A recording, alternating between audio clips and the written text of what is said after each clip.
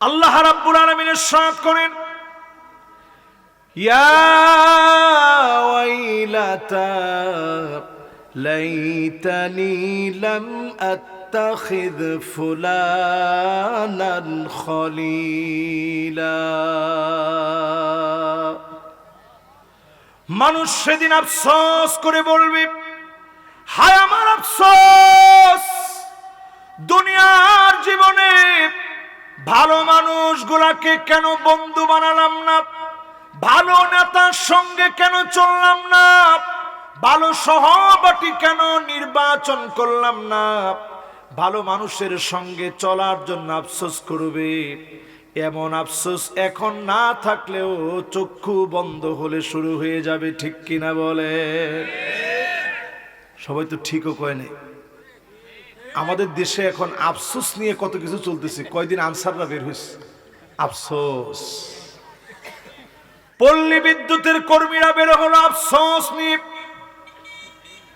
Battery চালিত রিক্সা যেগুলো চলে, ওই লোকগুলোকে মিসগাইড করা হলো, তারা বের হলো। আর কিছু না পেয়ে ইসকনের সদস্যদেরকে আফসোস করানোর জন্য বের করে দেয়া হলো। সব আফসোস ফুরায় যাবে, আল্লাহ যখন ধরবে কোনো আফসোসে কাজ হবে না, ঠিক কিনা বলে? মাশাআল্লাহ, ঠিক তো বাক্কা জুড়ে হয়েছে। মাশাআল্লাহ, থোড়া থোড়া সিলেটি ভাষা হইলে তো খারাপ না।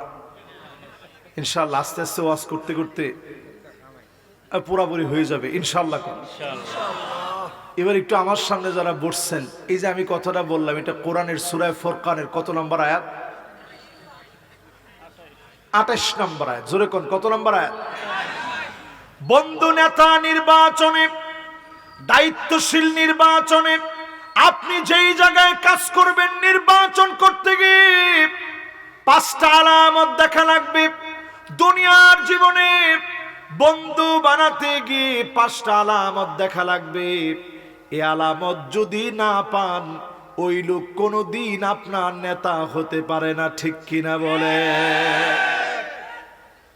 মাশাআল্লাহ, আমার মনে হয় মাহফিলের ভিতরে যারা বসছেন, এরা মন নিয়ে আজকে বসছেন যে হুজুর আপনি খালি বলবেন, আজকের পর থেকে ঠিক হয়ে যাবে ইনশাআল্লাহ।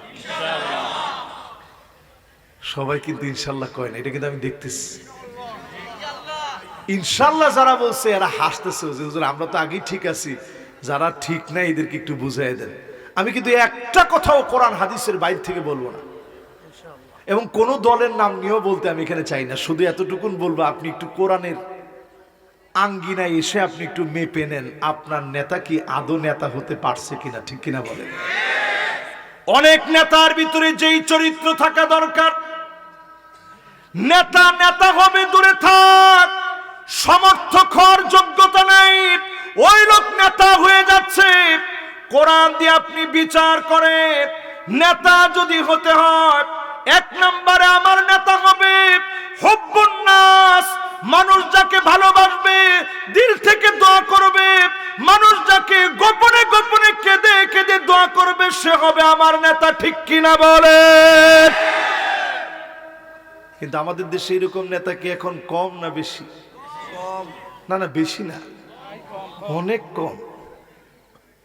আপনি গিয়ে দেখবেন অধিকাংশ নেতা তলে দিয়ে টাকা দেয়, ধর আইসোস 2000 নেই, এইরকম নেতার কথা বলা হয়নি। আল্লাহ পাক যাকে পছন্দ করবে, জিবরিলকে ডাক দিয়ে বলবে, ইন্নী উহিব্বু ফুলানান ফাহিব্বুহু, ও জিবরিল আমি অমুককে ভালোবেসে ফেলেছি। এলান করে দাও, আসমানে সব জায়গায় এলান হয়ে যাবে, ফেরেশতারা ভালোবাসবে, দুনিয়ার ভিতরে এলান হয়ে যাবে, মানুষেরা ভালোবাসবে। এই ভালোবাসা আরশে আজিম থেকে আসে, জেল জুলুম ফাঁসি দিয়ে সেটা নিশ্চিহ্ন করা যায় না। আমাদের প্রিয় আল্লামার দিকে তাকায় দেখেন, 50 বছর এই জমিনের ভিতরে দাওয়াত দিয়েছে, 13.5 বছর জেলখানায় কেটেছে। জীবনের বড় সময় দিনের দাওয়াত দিয়ে পার করে দিলেন, সারাটা জীবন ধরে কষ্ট করে গেলেন। একবার যদি জালেমের কাছে মাথা নত করে বলতেন আর মাহফিল করব না, নাতি নাতনি নিয়ে থাকবো, আরাম আয়েশে থাকতে পারতেন। জালেমের কাছে মাথা নত করে নাই। আরশে আজিম থেকে ভালোবাসা পাওয়া ব্যক্তি জনগণের ভিতরে এমন ভাবে ঢুকেছে, প্রতিদিন রাজাকার রাজাকার বলে খবর প্রচার করা হয়েছে। দিন শেষে রাজাকার গালি দিয়ে জালেমদেরকে আল্লাহ হটায় দিয়েছে।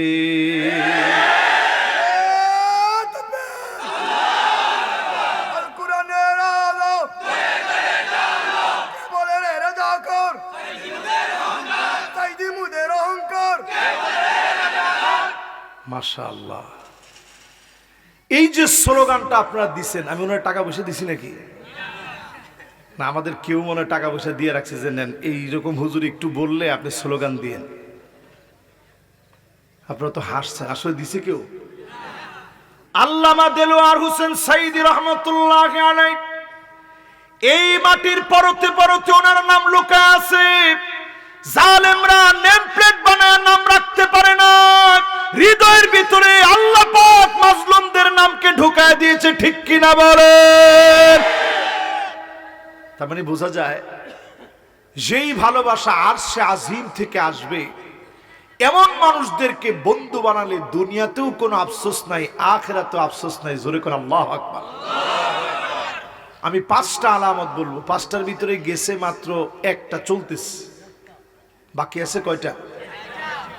মাশাআল্লাহ, সবার মনোযোগ আছে না? তাহলে আজকে থেকে দায়িত্ব নেন, মানুষের সাথে মিশবেন, হাত ধরবেন। কি ভাই আসেন একটু নামাজটা পড়ি। এই জমিনে 53 বছরে সব দেখেছি, শুধুমাত্র 53 বছরে এই জমিনের ভিতরে কোরআনের রাজ কায়েম হবে এমন দৃশ্য দেখি নাই। আসুন হাতে হাত মিলায়া কোরআনের জন্য কাজ করি, ঠিক কিনা বলেন? এই কথা বলতে কি আমাদের খুব কষ্ট হবে? এরকম সঙ্গী যাদেরকে আপনি বানাবেন, আখিরাতের আফসোস আল্লাহ তাআলা আপনার কাছ থেকে দূর করে দিবে। জোরে কোন আল্লাহু আকবার। আজকে শুধু আফসোস নিয়ে ওয়াজ করব। দেশে এখন সবচেয়ে বেশি আফসোস চলে। চায়ের দোকানে বসে অনেকে আফসোস করে বলে, আহারে আগেই ভালো ছিল। এই জন্য আমি চিন্তা করছি একটু আফসোস নিয়ে আজকে একটু ওয়াজ করি, যেহেতু রাত অনেক হয়ে গেছে, একটু আফসোস নিয়ে কথা বলি। এই জন্য আপনারা যারা এখানে বসছেন মানুষের সাথে মিশবেন।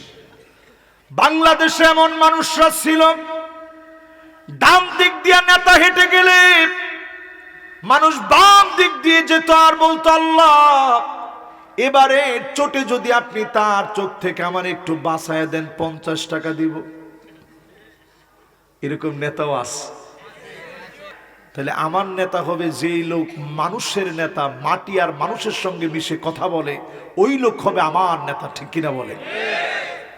ওয়ালাউ কানা রাসুহু যাবিবা, তার মাথাটা যদি কিসমিসের দানার মতো হয়, চেহারা যদি সুন্দর না হয়, দেখতে যদি হাবশি কালো হয়, শুকনা শাকনা হয়, আমার নেতা হবে চরিত্রবান, আমার নেতা হবে মাটি ও মানুষের নেতা, আমার নেতা হবে রণতুর্যবাদক নেতা, আমার নেতা হবে দিল জয় করা নেতা। এমন নেতার পিছনে ঘুরলে নাজাত পাওয়া যাবে, ঠিক কিনা বলে? আমার নেতা তোমার নেতা, বিশ্বনবী মুস্তাফা, বিশ্বনবী মুস্তাফা। আমার নেতা তোমার নেতা, আমার নেতা তোমার নেতা, বিশ্বনবী মুস্তাফা। এই স্লোগান আজকে দিছেন 17 বছর পরে, ঠিক আছে, আল্লাহ বাঁচাইছে আপনাদের। এই স্লোগান কয়েক মাহফিলে দেওয়ার পর এরকম এরকম করে উঠছে, বন্ধ কর। মানে রসুলের নেতা বলতে সে রাজি না। কত আহাম্মক মানুষ হইতে পারে চিন্তা করে। যেই লোকগুলা জয় বাংলা বলে মরতে চায়, তার নেতা ভিন্ন হতে পারে। যেই লোকটা কালেমা মুখে নিয়ে মরতে চায়, তার স্লোগান হবে আমার নেতা তোমার নেতা বিশ্বনবী মুস্তাফা, ঠিক কিনা বলেন?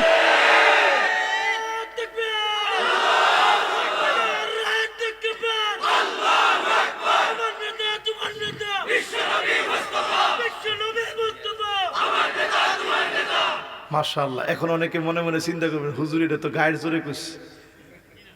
এটা গায়ের জোরে না ভাই, হাদিসের মধ্যে কি আছে একটু শুনেন। সুনান তিরমিজি ইবনে মাজার ভিতরে হাদিস আসছে, আনা সাইয়্যিদু ওয়ালাদি আদম ওয়া ফি রিওয়ায়াতিন উখরা আনা সাইয়্যিদু ওয়ালাদি আদম। পুরা আদম যত সন্তান আছে সব সন্তানের ভিতরে আল্লাহ পাক আমি নবীকে নেতা বানায় দিয়েছে।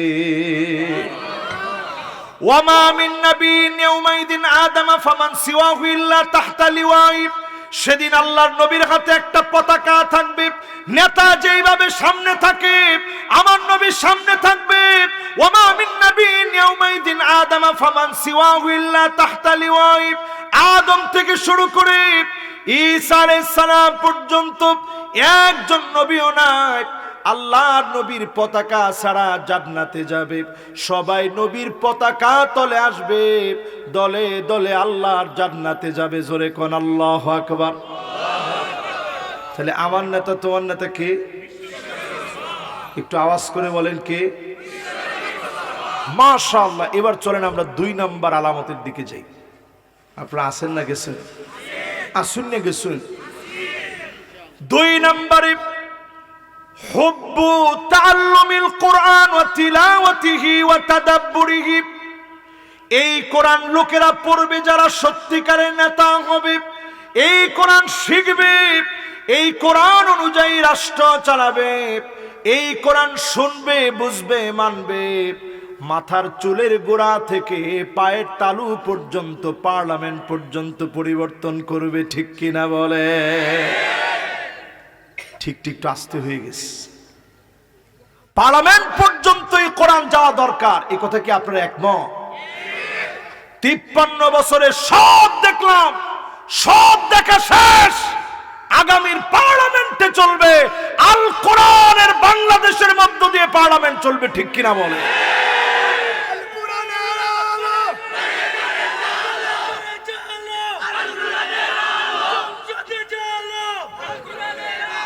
মাশাআল্লাহ। সংসদে জালো এটা সব জায়গায় বলে না। আমরা হুজুররাও অনেক সময় এটা বুঝি না, বোঝার চেষ্টাও করি না। যদি সংসদে যদি কোরআনকে পাঠাইতে না পারেন, LGBTQ কয়দিন পরে আপনার মাথার উপরে আসবে। ঠিকও তো কয় না?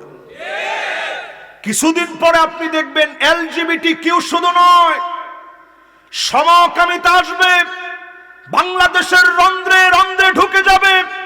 এমনকি ইসকনের মতো সংগঠনগুলো বা হাতে নয়, হাত তুলে আমাদেরকে হুমকি দিবে। ঠিক কিনা বলেন? আজকের এই মাহফিল থেকে সজাগ হন মুসলমান।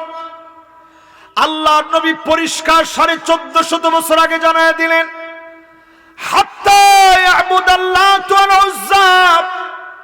এমন সময় আসবে মুসলমানের ছেলে হিন্দুদের পূজায় লিপ্ত হয়ে যাবে, মূর্তির সামনে মাথা নত করবে। আজকে কেমন যেন মাথা নত করে ফেলেছি। মন্দিরে আপনি গিয়ে দেখবেন 60% মুসলমানের ছেলে নাচানাচি করতেছে, গান বাজনায় শামিল হয়েছে। হিন্দুদের পূজার ভিতরে যারা গিয়ে শামিল হয়ে যায়, আল্লাহর কসম করে বলি, এই পৃথিবী ধ্বংস হওয়ার পিছনে যাদের হাত, ওই নামদারি মুসলমান যারা মূর্তির সামনে নাচ গান করে, তাদের জন্য দুনিয়া ধ্বংস হয়ে যাবে। ঠিক কিনা বলে? কিয়ামতের আগে এগুলো বেড়ে যাবে, পুরাপুরি এখন বেড়ে যাচ্ছে ইদানিং।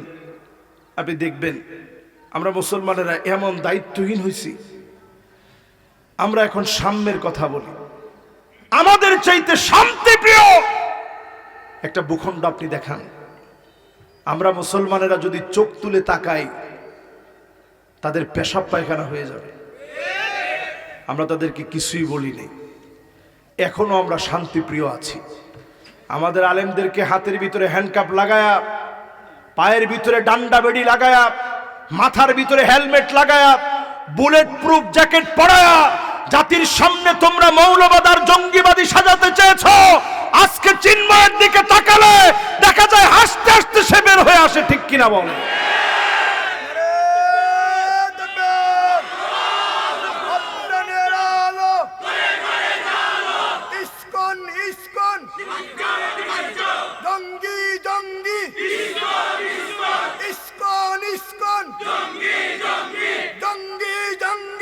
ওয়ার্ল্ডের বহু দেশের ভিতরে ইসকন নিষিদ্ধ হয়েছে শুধু তাদের জঙ্গি তৎপরতার কারণে। আপনারা দেখছেন চট্টগ্রামের ভিতরে তারা কতটা জঙ্গি হলে বাংলাদেশের পতাকা নিচে রেখে তাদের ইসকনের পতাকাটা উপরে। তাদের মন্দিরগুলোর পুরোহিতদের কাছ থেকে সাক্ষাৎকার নেওয়া হয়েছে, যেই পুরোহিত যজুবেদ, ঋগ্বেদ, সামবেদ, অথর্ববেদ, স্মৃতি, শ্রুতি, উপনিষদ সব পড়ে যেই পুরোহিত তাদেরকে বোঝানোর কথা ছিল, শুধু ইসকনের আওতাভুক্ত না হওয়ার কারণে গলা ধাক্কা দিয়ে বহু পুরোহিতকে বের করে দেওয়া হয়েছে। তাহলে বৈষম্য তো তাদের সঙ্গেও করা হচ্ছে। এই বৈষম্য বিরোধী ছাত্র আন্দোলনের পরে এই ধরনের বৈষম্য চলতে পারে, এটা আমরা হতে দিতে পারি না, ঠিক কিনা বলে? তাহলে এই মাহফিল থেকে পরিষ্কার আমরা বলতে চাই, এই জমিনে আমরা কোরআনের রাজ কায়েম হোক, এটা চাই তো ইনশাআল্লাহ। এটা সবাই না চাইলেও যারা ওই মানের মানুষ হবে, যারা আখিরাতের জীবনে আফসোস থেকে বাঁচতে যাবে, দুনিয়ার জীবনে কোরআন প্রেমীদের সঙ্গী হয়ে যাবে, এ মানুষগুলাকে যিনি কবুল করে নেবেন তিনি কে? প্রিয় ভাইয়ের আমার, বলছিলাম নেতার জন্য জানি কয়টা আলামত লাগে? 5টা। ভালো নেতা চিনার আলামত 5টা, কাজ হবে 8টা। জোরে কোন কয়টা? এবার কোন নেতার আলামত কয়টা? 1 নাম্বার বলছিলাম মানুষের সঙ্গে মিশবে। 2 নাম্বার বলছিলাম কোরআন প্রেমিক হবে, কোরআন পড়বে, বুঝবে, কোরআন দিয়ে আইন পার্লামেন্টকে সাজানোর চেষ্টা করবে। 3 নাম্বারে ইত্তেবাউস সুন্নাত, যেই নেতার মাথার চুলের গোড়া থেকে পায়ের তালু পর্যন্ত সুন্নতের অনুসরণ থাকবে, ওই নেতা আমার নেতা হতে পারে, ঠিক কিনা বলে? নেতার ভিতরে কুস্তা নাই, এই নেতা কি আমার নেতা নেই? আরে কথা কয় না, আমার নেতা নেই। আমরা এমন নেতাও দেখছি, ডিসেম্বর মাস আসছে, কিন্তু যে নেতা ডিসেম্বর মাস আসলে বলতো ডিসেম্বর আসছে, উনি কই এখন? আল্লাহ তাআলা বুঝায় দিলেন, তিলকাল আইয়ামু নুদাবিলুহা বাইনান নাস।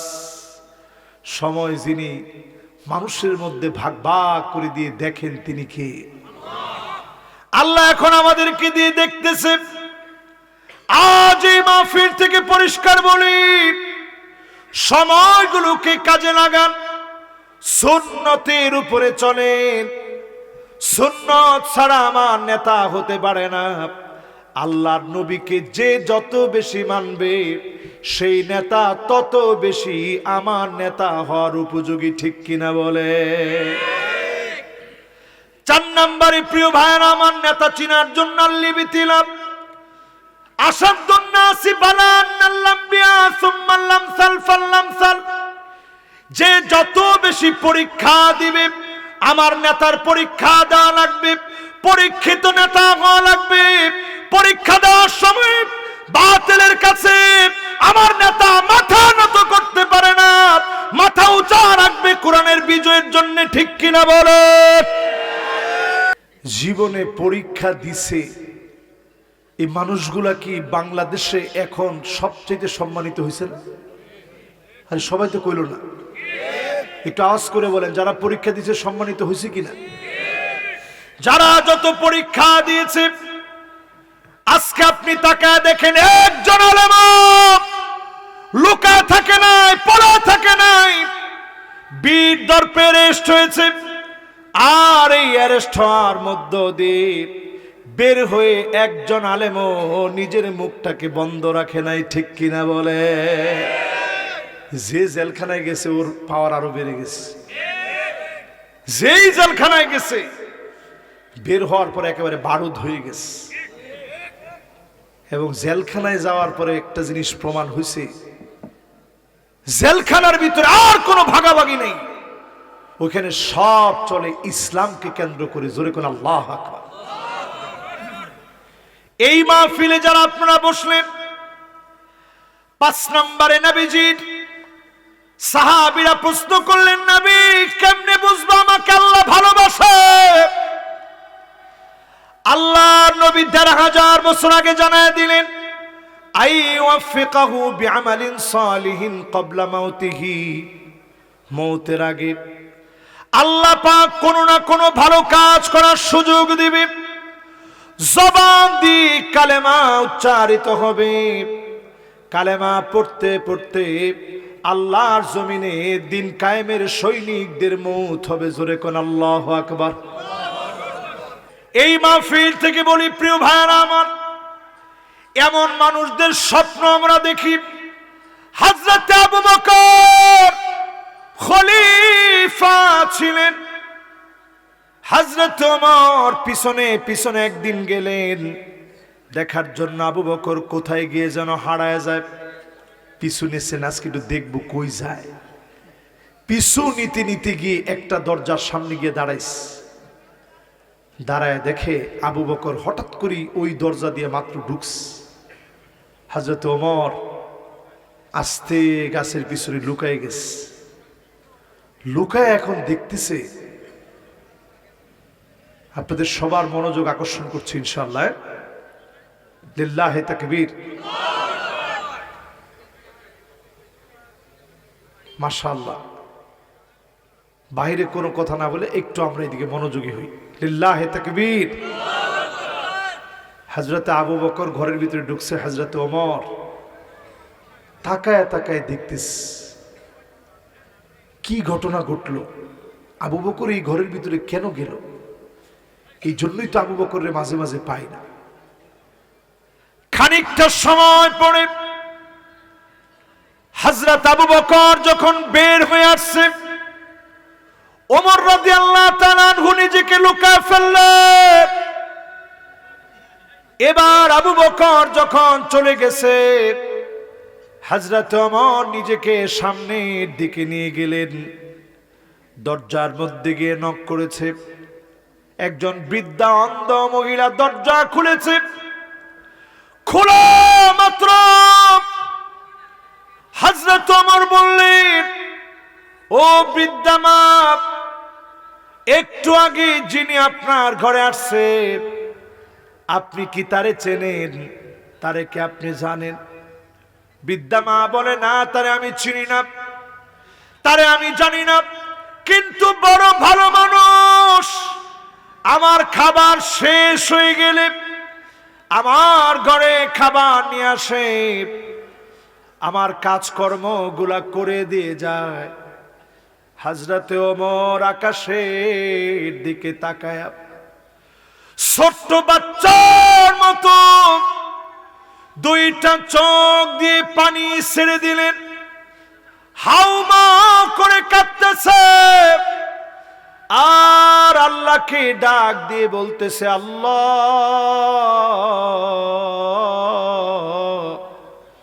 আবু বকর আমাদের জন্য বড় কঠিন বানায়া দিয়ে গেছে।